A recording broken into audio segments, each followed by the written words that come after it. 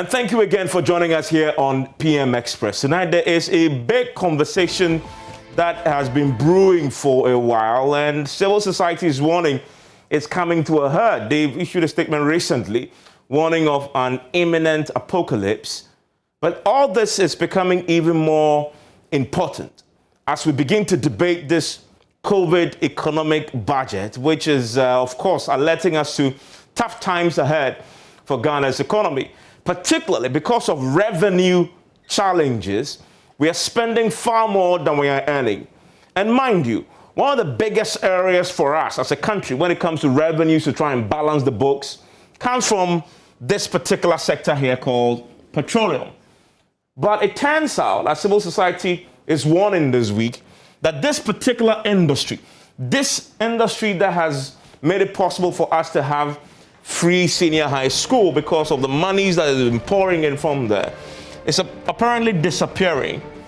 And we are possibly approaching a crisis, and we need to do a lot more to secure the revenues in this particular area. And that is why we're having this conversation at a time when Parliament is debating the budget and raising red flags about why we all have to tighten our belts. But imagine if this disappears, this particular challenge you think we are in the next 3 years when COVID is going to bite very hard, is going to get even more tough. And so we're going to be looking at what the problem is that civil society has been warning us about. There's something called the energy transition, which is really at the heart of the problem. What is it?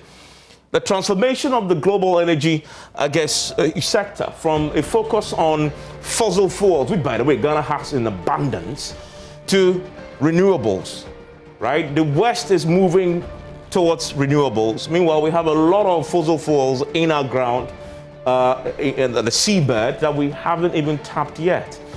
And yet, there's a movement away from this. Remember that Ghana, we don't even have the capacity to explore this.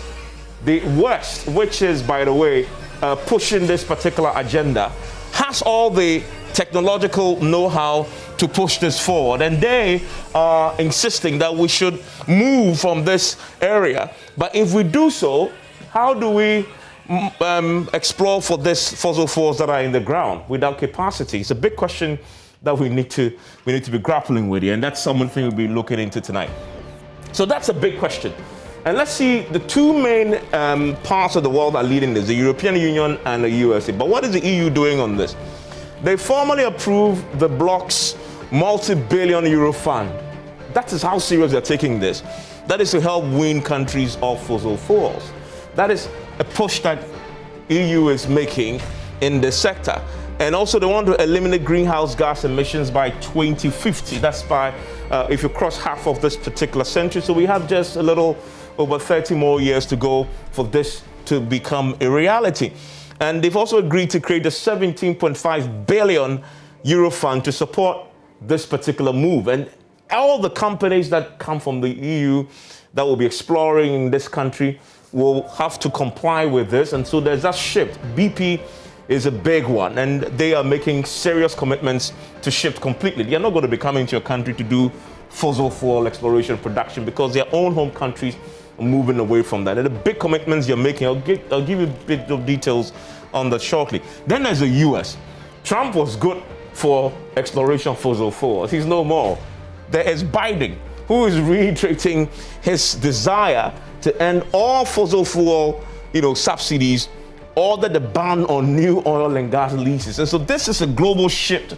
A tiny little country like Ghana, we have no say in this. The ship is moving quite rapidly towards a point where this is going to affect us. And the timelines are therefore also seen. And the plan is to build a 1.5 million new energy efficient home by that. By the way, if you build new efficient homes, and then you go to the cars, for example, that then move to electric instead of petrol, I mean, where is Ghana going to sell the fossil fuels that we are going to be producing? This is a big question that as a country we're beginning to have to grapple with. There are pledges that have been made already. General Motors has made a pledge to move. Again, the automobile industry is a bigger consumer of the fossil fuels that are in the ground once you produce it. Some big oil companies have also made significant pledges. I've talked about BP and making significant pledges in this particular area. ENI have made same. And remember that they operate on our shores. Now, more than 100 countries, including the EU and China, have also even made pledges. China is making a pledge in this particular area, but China has capacity. We don't. And that is a key area. What is it going to affect? Oil, coal, pig. Now, oil is where we are focusing on tonight, and this is what's going to affect us. But there's a dilemma for us as a continent, because the Africa Energy Outlook, 30% of global oil and gas discoveries made between 2010 and 2014 have been in sub-Saharan Africa. And so there's a lot of this fossil fuel sitting on tap on our ground. We'll talk about the Ghana situation shortly. And the daily production of oil and gas in Africa is on the decline, by the way. And you see that this story is true of Ghana too. And it's projected to settle some 34% by 2025 also. What is the Ghana case? You see how this begins to play here. Many of the world's leading exploration, production exploration companies who we were hoping to get in, we already have E&I here, are all making significant pledges to shift away from fossil fuels. And so what it means is that very soon, as they move towards renewables, they'll have to abandon the countries like Ghana, move away completely, take their technology away, the ability to explore. The FPSOs may not come anymore. What happens to all the oil that we still have untapped in the ground, and that which we've already discovered? There's a big question that needs answering. Now, while we talk about this, I want to tell you about petroleum receipts, because it all boils down to this table for me, because this is where the money comes in. If all these big oil players leave, what it means is that we are not going to have receipts coming in anymore for this particular sector. Can you imagine what this will mean for free SHS and all the other policies that is funded by this? And if you look at this, in 2016, when the Paris Climate Agreement was first signed, the receipts that Ghana was having was just around, if you see the graph, it just trended downwards, right? And then right after that, it peaked, because immediately people signed the agreement. Everybody knew that if you don't move quickly, we're going to have a situation where oil prices will become meaningless, very, very cheap. So you saw a steep climb in terms of the receipts we are making, because, of course, we're lifting a lot. Global prices were good. A lot of money was coming in. But you see the trend now downwards. And this is going to continue, many say, unless Ghana steps in ourselves, build a capacity to still lift. And if you look at the downward trend in terms of our receipts, if you're not lifting as much, GMPC will tell you, we're not lifting as much anymore because we are not making new discoveries. The trouble is you're not going to make money in this particular area. And you see here, Jubilee, almost done 50% of it already. 10 failed, 33%. Sankofa, 25%. What will happen to the rest? Will they sit in the ground on tap and be stranded, although we need the money? So what solution is the CSOs proposing? They say empower GMPC to explore and produce the country's oil reserves, so that when these companies go, GMPC can do the job for us. They can still explore and produce, so we make the money. We still finance our economy. The budget is in health, is in good health, etc. That's the proposal they're making. But how are they proposing this be done? They suggest that GMPC must begin to negotiate with potential partners, and this is cool. It's critical to help fast track the achievement of its ambition to become an operator. This is a big deal. So GMPC, possibly through Exploco, which was set up as a vehicle to exactly do this, becomes an operator. They will explore and they will produce. If the foreign partners are no more here because they want to do renewables, we will have the capacity to do this. But this is a big, big conversation. And we need to have it. And that's why we're having that tonight, to avert what the CSOs are calling an impending apocalypse. My guests are already joining me. We'll be joined also by Dr. Amin Adam, who of course used to be the Deputy Energy Minister. Many suggest that he may be coming back also. Dr. Steve Matia will also join me from the civil society platform, of course, with Mr. Jantwa, who is also a colossus in this particular area. I want to join me for this conversation that affects you. Think about free SHS for a second if you think this is a complicated subject, and let's drill down for you. We're not drilling for oil, drilling for solution to this problem that is about to explode in our faces as a country. Stay with me.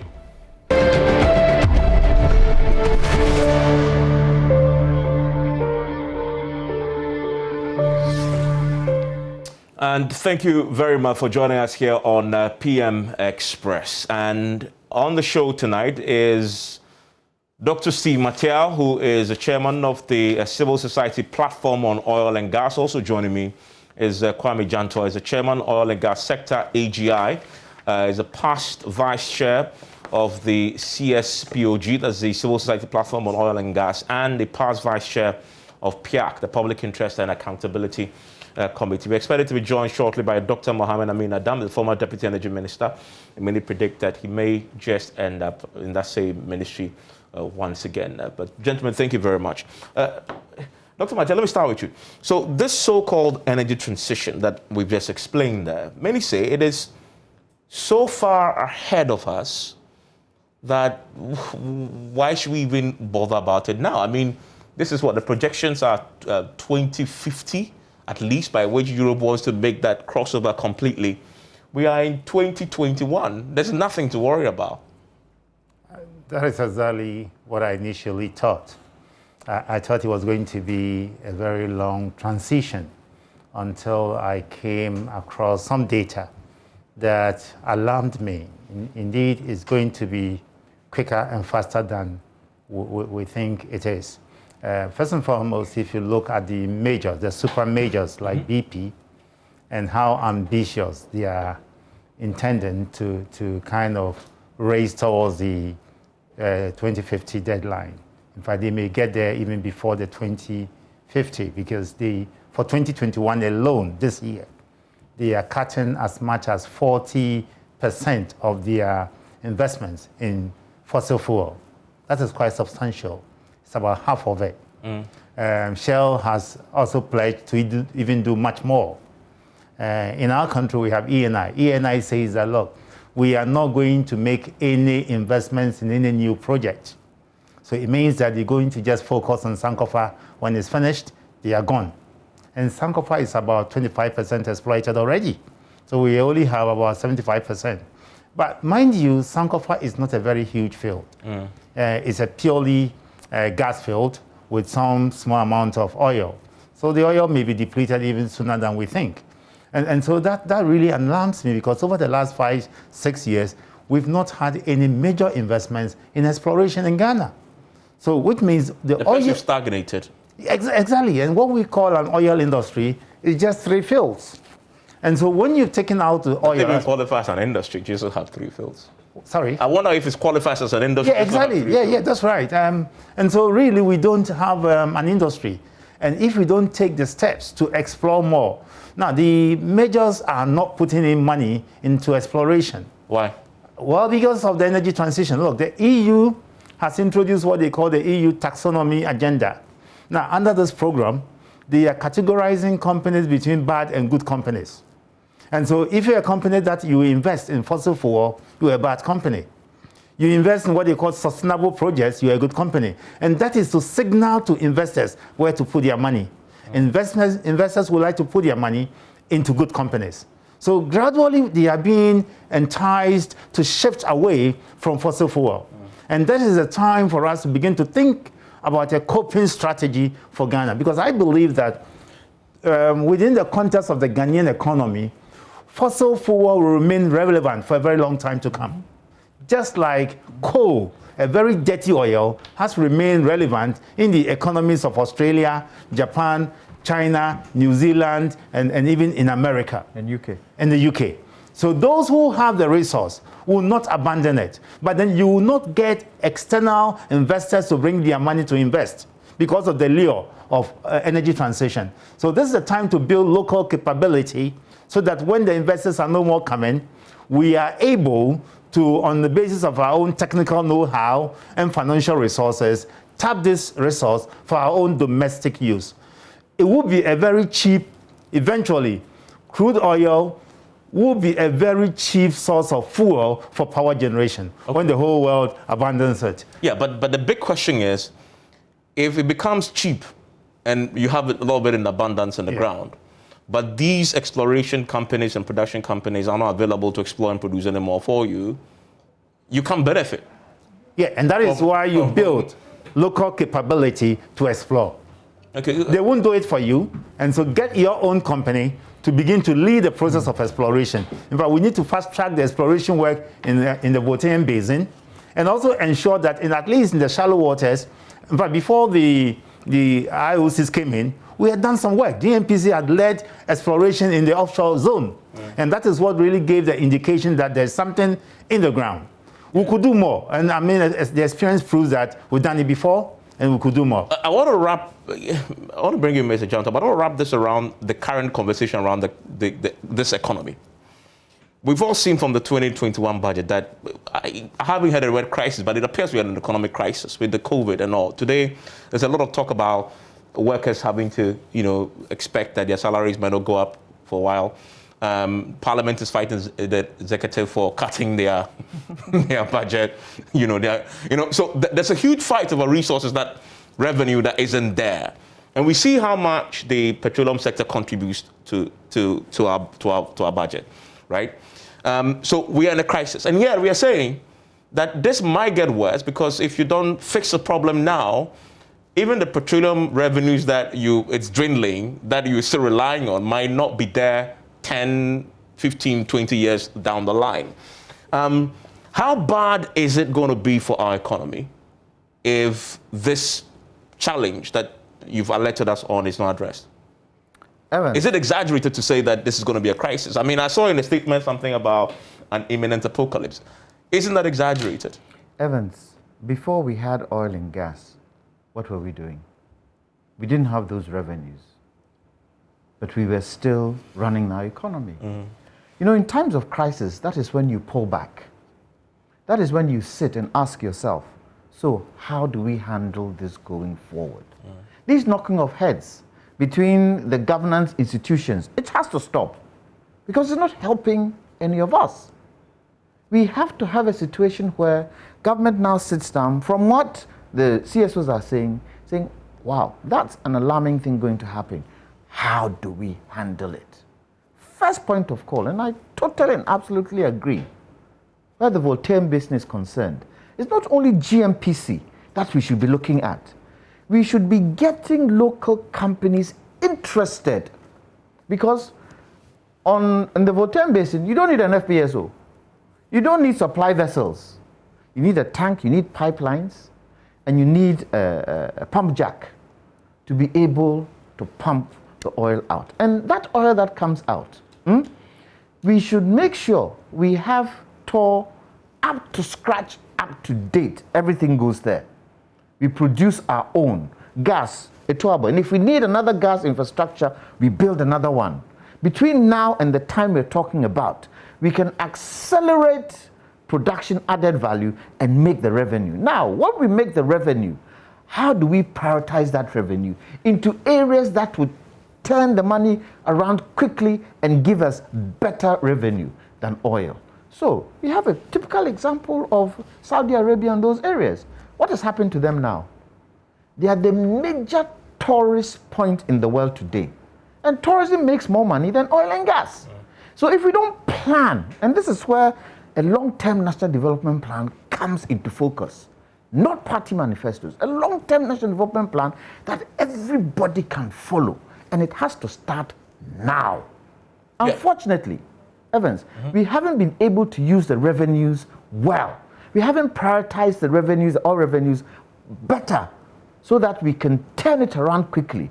Look, when this present government came into being and they were talking about one district, one factory, some of us said, let's go for those areas that we can turn the economy around quickly. So, gold refinery, added value with cocoa, timber, added value.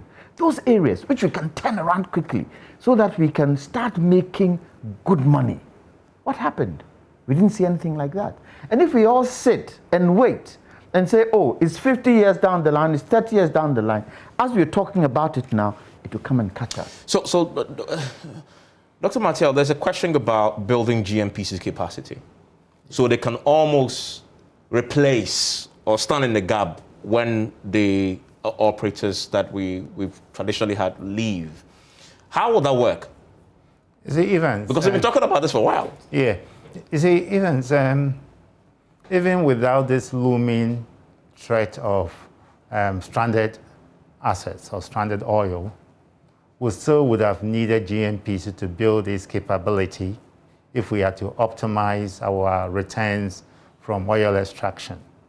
This is the golden rule all over the world. Countries that have been able to optimize their benefits from oil extraction are those countries that are not playing the role of spectators. They are either directly or indirectly involved in the resource extraction. So you go to the UK, you have a giant company in the name of BP leading the charge to exploit that country's oil. Even though it's a private sector company, yes, it's a UK-based company, and so a lot of the value of its operations are retained within the UK. It's almost like that's a homegrown solution to exploration production. Yeah, sort of, yes. And so you look like South Africa. The reason Johannesburg is what it is because most of the companies exploiting that country's gold are South African-based companies. So a lot of the value is retained internally. Go to Saudi Arabia, you have Saudi Aramco leading the charge. Yeah. Of course, they also commingle that with service contracts. So they do, let's say, by day kind of arrangement where the higher companies can produce, we pay you, you go away, and retain the value within the local economy. In our case, because we are dependent. There's Brazil too. Yeah, there's Brazil and all that, and then there's also Malaysia, Petronas. But in our case, because predominantly we are playing the role of a spectator, not directly involved in the extraction of the resource, a lot of the value is lost to the international oil companies. They produce, they take the value away. Now, if we were to get GNPC to increase their stake, their equity participation in the extraction of the resource, then there's some value that will be retained within the Ghanaian economy. So without even a looming threat, there's every reason why GNPC's capability has to be built in the shortest possible time if we are to increase our benefits from the oil sector. So what you're suggesting is that GNPC gets into a position where it becomes an operator. Exactly. In other words, they can single-handedly explore and produce single-handedly by themselves. Exactly. That sounds pretty daunting. Realistically, how do we get them to achieve that? So we need something akin to a kind of an apprenticeship arrangement. We have the benefits of the majors here who are producing. So you take a company that has the expertise and the knowledge and the capability. So GNPC partners with that company. Of course, the only way you can get very close to the boardroom decisions and then to be able to work closely with the company is to increase your equity stake. So you buy into the company's operations, you work with the company, and in the PA agreement, you ensure that there are provisions that require or mandate the operator to provide you with the training. And sometimes you can have, in fact, we've done this before in the AGM contract, we had an arrangement where at some point in the course of the lifetime of the field, GNPC will transition to become the operator under the supervision of the previously role played by the the AGM. And so you have a way in which you can liken that to the apprenticeship that we normally will have, or a driver's mate who wants to learn driving. You go through a period of apprenticeship, eventually you sit behind the steering wheel, and your boss supervises you and sees you driving and assures himself that indeed you have acquired the skills and you can drive without any support. I see. Yes. But Evans, what Steve is talking about was the initial thought at the onset of the PRMA. That is why GNPC was given a certain share out of the oil revenue. So they can build this muscle. So they can build this muscle. 10 years down the line, what has happened? We are not even blinking an eye in that direction. Why is that? Those questions should be asked. That GNPC today is not even doing shallow water exploration where you don't need too much. So when is it going to happen? At what point is that going to happen? I see in the shortest possible time. Yeah, in the shortest possible time. We say shortest possible time, and we are still marking time. Something has to change from somewhere. Now, the probable savior might be the continent of Africa. AFCTFA. Maybe Africa can say. And that is if the leaders can work together, the AU and all the different economic blocs can work together. It can say, at this material moment, we might not be ready for renewables to some extent. We might be ready for solar. And solar, we will push to residential and look at how we can explore our oil and gas together as a block. 1.2 billion people. We can sell amongst ourselves and make the kind of money we are looking for. But it should be there. You raise a very important point, because another question I've had asked is, assuming that the GMPC does this great partnership with the local, with an IOC in Ghana, and gets to a position where they can explore the fossil fuels, because the world is shifting away from it, who is going to buy it? But you're saying if you do the continental game, GMPC can do it, and then you sell it to the African market. Well, I'll explore that shortly, but I want to bring in Dr. Mohammed Abin Adam, who is joined us by Zoom. Hello, Doc.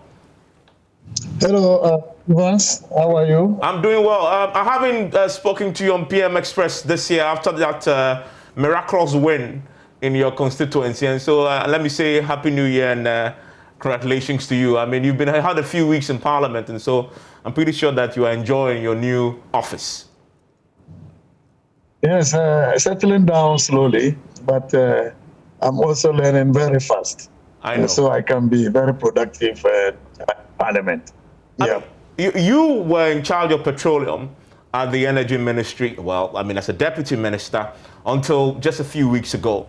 There's a big conversation we are having about the energy transition and its impact on Ghana, and how we are not making new discoveries. We are declining in terms of our production levels. And I've heard you predict before that if we don't do something drastic about this, very soon we'll cease to be called an oil producing country. Give me a sense of what your government's own thinking is around this particular problem, and how you began to try and address it. Well, thank you very much. And let me say hi to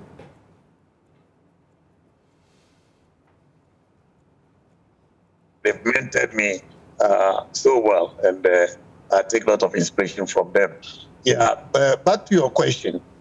I think that the issue of energy transition has come to stay.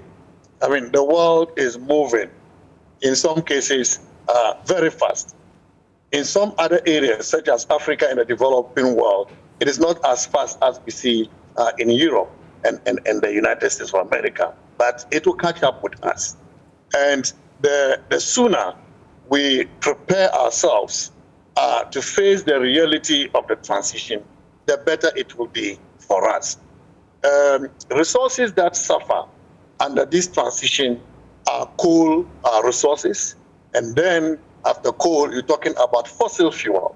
And fossil fuel is oil and gas resources.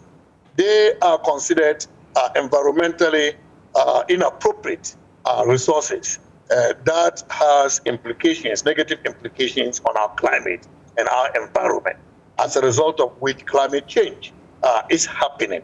And we all know the devastating effect of climate change, especially in the developing world. And so there is a significant move in transition towards cleaner sources of energy. And therefore, countries that are producing fossil fuel need to reconsider their policies because the sector is faced with unprecedented uncertainty. For example, environmental activism, competition with renewable energy, the emergence and spread of electric vehicles. And I'm sure you heard yesterday, VW announcing that they will spend $55 billion to manufacture electric vehicles, okay? Which means that the use of fossil fuel for transportation is going to be threatened. And so eventually, the value of oil and gas resources will go down because oil will be substituted with other resources that can equally do the work oil is doing. And when the value goes down, because demand would have gone down, then prices, crude oil prices, will go down as well. And thereby revenue that is generated by countries that are producing oil will also go down. And so it's a chain reaction that will follow the emergence of the threats to oil and gas resources. So there are about 3 things that governments are doing, and Ghana is no exception.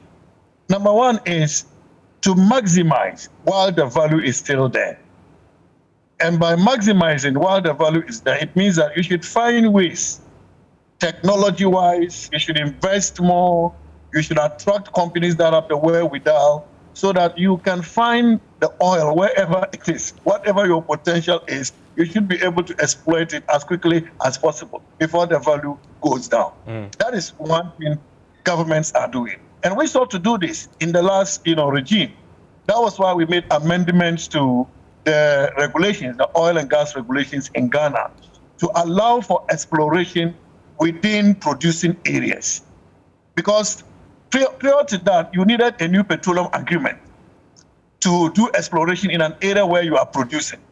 And so you have an oil block, you are producing from that block, and then beside your block, there is potential, but you cannot exploit unless you go into a new petroleum agreement.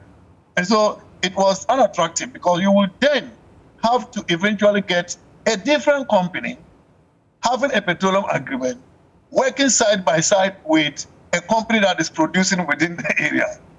Whether they can coexist or not will have different implications.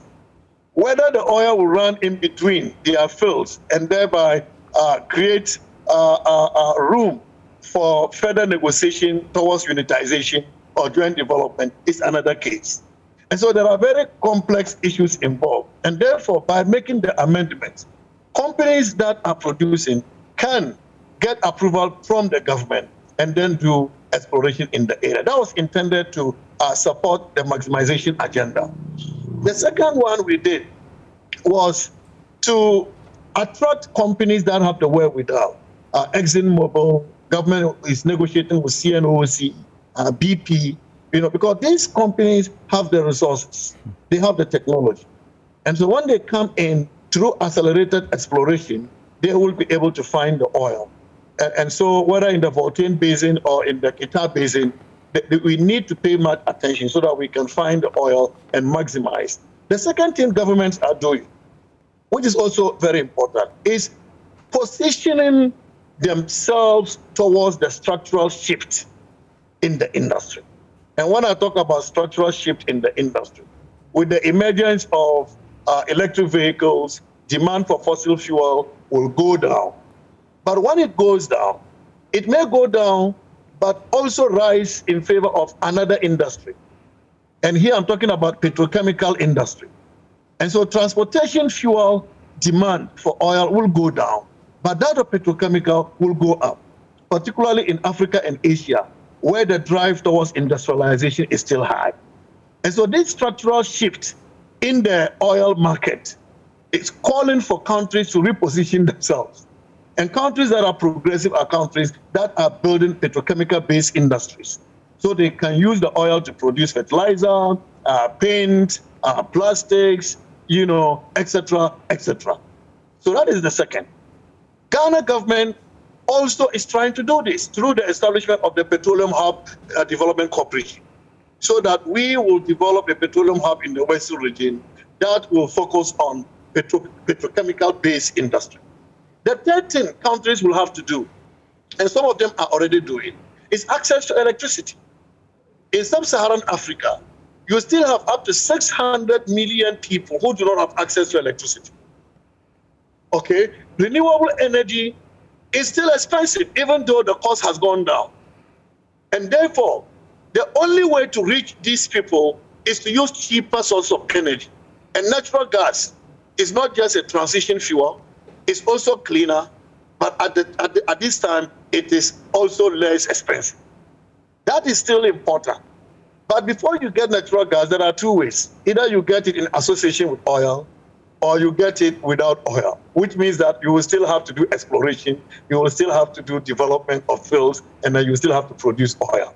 And so these are the three things countries are doing in order to face the reality of the energy transition. Let me ask you. And as you know, as a government of Ghana has been working towards this. Let me ask you, to your first point, he says something that struck me. He says, we need to find the oil as quickly as possible before its value sort of, disappears, which means that you don't have time.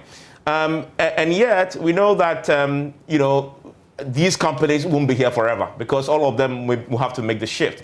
Do you support the CSO's suggestion that the GMPC is time to fast track this conversation we've been having for decades and get them in the game so they can be in a position with the muscle to explore and produce themselves when these IOCs leave the shores? Well, I mean, there is no doubt that our GMPC has some reasonable level of capacity, and therefore supporting them to become an operator shouldn't be that difficult if we have the money. The question here, sorry, we are losing the audio. We are losing your audio. See if we could wait. Yeah, let's hear you again. The issue here is about finding the money for GMPC. Okay, because what is capacity in the oil and gas? Forgive me, Doc. Forgive me, Doc. I want to take a break because we are getting a challenge with your line in terms of the audio. But I hear you say finding money for GMPC. That's a big concern. Yeah. How do you do that? Briefly, because I want to take a break. Well, already GMPC is being supported with oil revenues. They have the opportunity of even getting more. They are not being given what is provided by the PRMA. But the concern has been with the GMPC's own governance arrangements and the tendency to spend on non-core areas. I'm pretty sure once we fix that, there is scope in the petroleum revenue management arrangements to give GMPC some more money. And it will amount to putting your money where your mouth is. Because the investment GMPC makes will generate revenues that will come to compensate for whatever losses we incur by allocating more revenue to GMPC. But if they're going to partner a local company, they can't just partner with nothing. Of course, and that is why I keep making the point that we need to up our equity stake in the operations of the company. And that actually is foreseen in the Petroleum Exploration and Production Act, Act 919, where we actually have pegged minimum equity participation at 15%, which means we can go up. But we have never moved beyond the 15%. We've stuck around the 15%. I think this affords us the opportunity to move, maybe 20, 30% stake. Even 50? Yeah, probably. But you want to go gradual so that you avoid the kind of shock it will have on your expenditure of petroleum revenues, because the budget is also heavily supported by the oil revenues. Yeah. So you want to strike a balance. So you move up a little bit, maybe 20%, next time 30%, and see how that works. And see the returns you get from those increases in the equity stake. And then you can up it maybe even to 70, 80%. And it comes down to the question whether the IOC is operating currently, whether they'll be open to this conversation. I mean, I'll ask that question, and I'll explore a bit more, Jantua, the point you made about going the Africa way and tapping into the African, I think that is a suggestion that needs to be interrogated. I'll bring my Dr. Amin Adam, hopefully with a better connection, for him to explore further this point he was making about, empowering GMPC with the revenues and the resources needed so they can become their own an operator, explore and produce shortly. Stay with me after the break. That is Africa.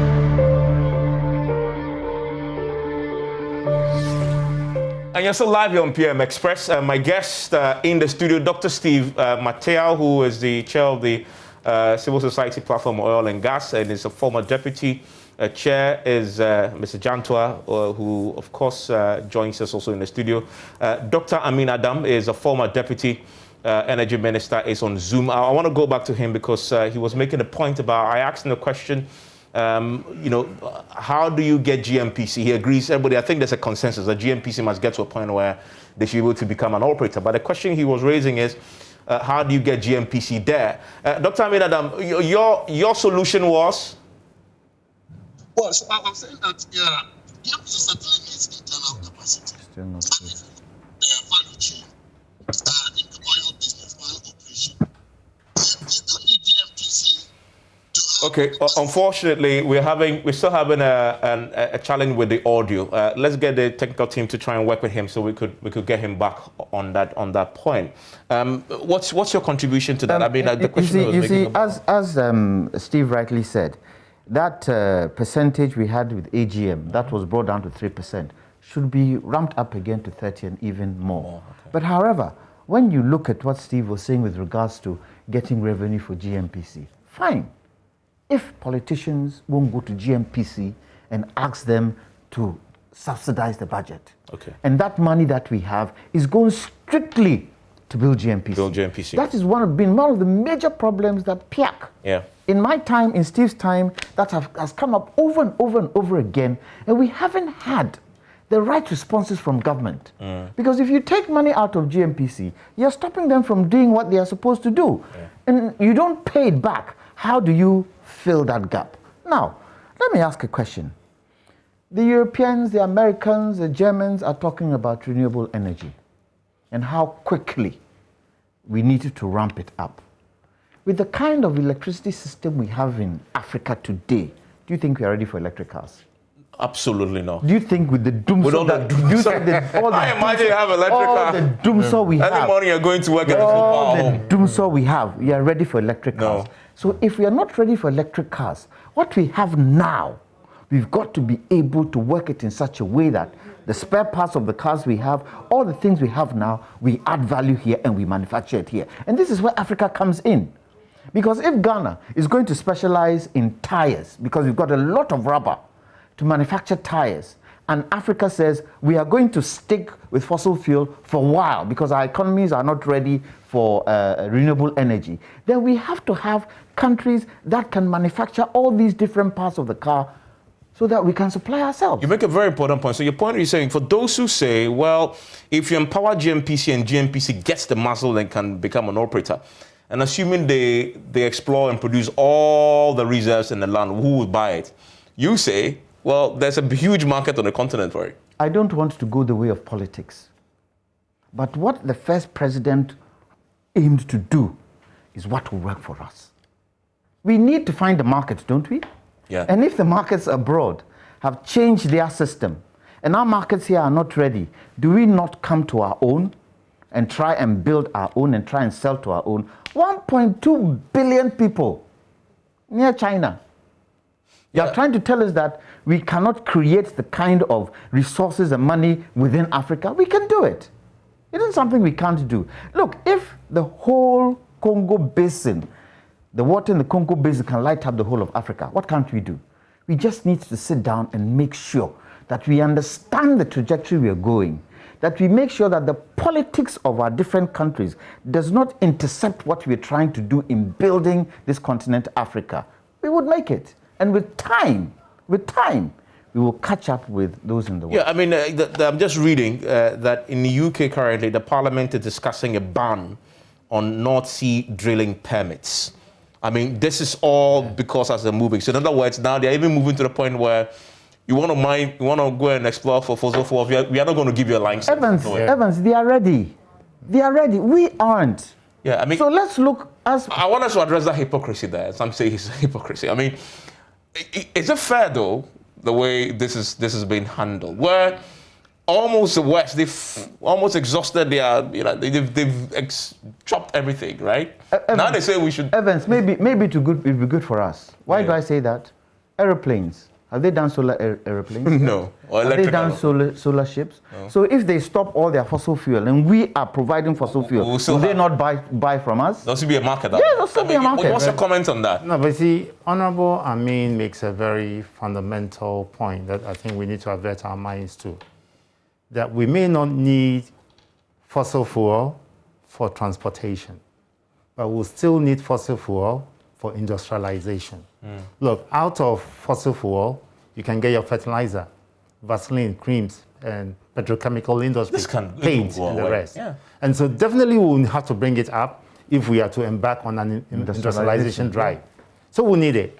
And so I think what we'll lose in the course of the energy transition will be the revenue which we earn from export of the crude oil. But we need it as part of a critical component of our energy mix. It's just the same way. About 100 years ago, the world moved away from coal. You know, there used to be days when the mainstream fuel was coal. After coal powered the Industrial Revolution. Exactly. Yeah. The world moved away. But it didn't stop those countries that have the coal in abundance from exploiting it for their own domestic use. And they are still exploiting. They are still exploiting. There are European countries who have the capacity who are still exploiting. Exactly. In America, Japan, Australia, New Zealand, South Africa, Brazil. For local use. For local use. They are not actually extracting the coal for revenue. Yeah. But as part of their energy mix. And our power plants here will still need the gas. Certainly, we need it. Because look, once upon a time, the energy mix was weighed heavily in favor of hydro. Now it's weighed heavily in favor of thermal. Yeah. We haven't actually been able to build the necessary infrastructure for, a renewable takeoff. So the thermal will remain a very vital component of our energy mix, and we need to build the capacity to sustain it into the medium to long term. Okay. And in addition, we need to look at added resources. And what is an added resource? Lithium. We have lithium in this country. Okay, so again, build capacity. So now we have the money. Let's start moving into the lithium, because what will that do? It would help us build the batteries for the renewable energy sector. When it finally comes. Exactly. Let me bring in Dr. Aminadam. He's back. My guys tell me that the line is better now. Doc, you're back to the point you were making about GNPC and how to get GNPC there where they can become an operator. Yeah, so I was saying that GNPC internally certainly needs some capacity. They need more capacity. I don't think that the capacity need more operation must not necessarily be within a company that has responsibility for the development of the industry. The capacity is out there. There are specialized companies that you can pay for their services to come and do the work for you. Even the Tano oil companies, the Cosmos, the Exxon, they go for drilling companies. For example, Tano has just announced a $370 million development drilling campaign, and they are bringing Mike's venture to come and do it. And so what we need to do for GNPC is to support them to get the funding. At the moment, I heard my boss, Steve, and Kwame talk about the fact that under the Petroleum Revenue Management Arrangement, there's money that is given to GNPC. Okay. Unfortunately, we still can't hear the audio there. It's really unfortunate. But he makes a point there. I think I got a point he's making about GNPC, assuming GNPC partners, if there's a discovery, a substantial, they can use the reserves as a basis to raise finance. Yeah, we can do that. But you see, the investors who will bring the finance usually are in the countries where they are making the shift. And again, the EU has been very clever in introducing the taxonomy agenda. So companies that are classified as bad companies may not be able to attract investment. And therefore, it will be difficult really to attract foreign capital. But GNPC, on the basis of the resource itself, I mean, if you have resources, as good as money. So if we can raise the money internally to finance the operations of GNPC, so be it. Going forward, I foresee even floating GNPC on the stock exchange. So Ghanaians can invest in GNPC if GNPC was going to go solo. But speaking to myself, I'll be more inclined to put money in GNPC. I won't put money in GNPC now as it's currently structured because I'm afraid of course. We need to fix the governance challenges. However, if GNPC successfully partners with a reputable IOC, and we put in place the right structures around that, because an IOC partnering you will make sure that the right things are done. And a bank, for example, is giving you money. They also would like to make sure that their money is secure. Then I probably will trust a GNPC. In fact, maybe the ex-local arm, if that's what we use to and put money in there. It becomes more attractive. So there's a win-win situation if you do that sort of partnership than just give it to GNPC as it is now. Yeah, certainly. We need to fix the governance problems at GNPC. And again, there's a reason why you may not be able to list GNPC per se, because the Constitution vests the custodian rights of our hydrocarbons in GNPC. So they are actually managing for us. Now, if we were to list, then whoever buys becomes a part owner of the reserves, which is not actually quite appropriate. So the ex-local? So the ex-local becomes a wing. What is the ex-local, by the way? So those who don't know. Well, it's the exploration wing of GNPs. They use it for the purposes of exploration and production. And so the ex-local is a vehicle that you may want to float on the stock exchange. Now, we used to have a Ghana commercial bank that was seen as very inefficient and all that. But we listed it not on the UK stock exchange, on the Ghanaian stock exchange. The stocks were oversubscribed. And today it's a very efficient bank being run by Ghanaians.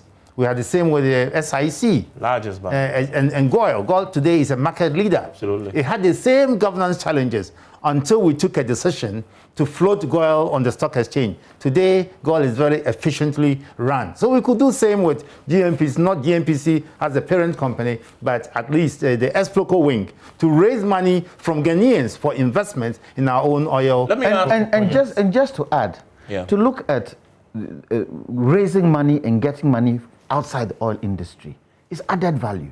So what do we look at? Salt.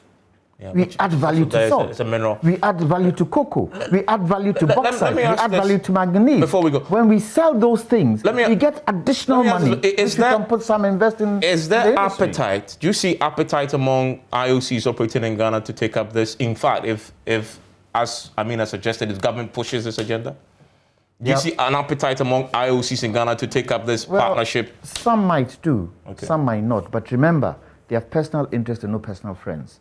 So they'll look at their interests first before they look at what the country is looking for. But we can judge with them and see how best they can help us. No, your comment on that? Yeah, I think we need to approach them and try to reason out with them. I'm pretty sure we may get one or two who may want to come along. Yeah. Okay. I mean, so that's a big conversation. We need to return to this definitely because this is a transition that is happening and Ghana is caught in the middle. There's also the Africa dynamics there. I mean, I wonder, are there examples on the African continent where we can learn from? Does the Nigerian, do they explore themselves? Yeah, they export crude and import refined products. Did they explore and produce? Are they an operator? Well, they do the French, what do you call the French? At least they have some capacity we don't. Dangote's refinery is going to change things. Yeah. Well, listen, enjoy the rest of the evening, gentlemen. Thank you very much for joining me. We'll talk to you, see you next week, Monday.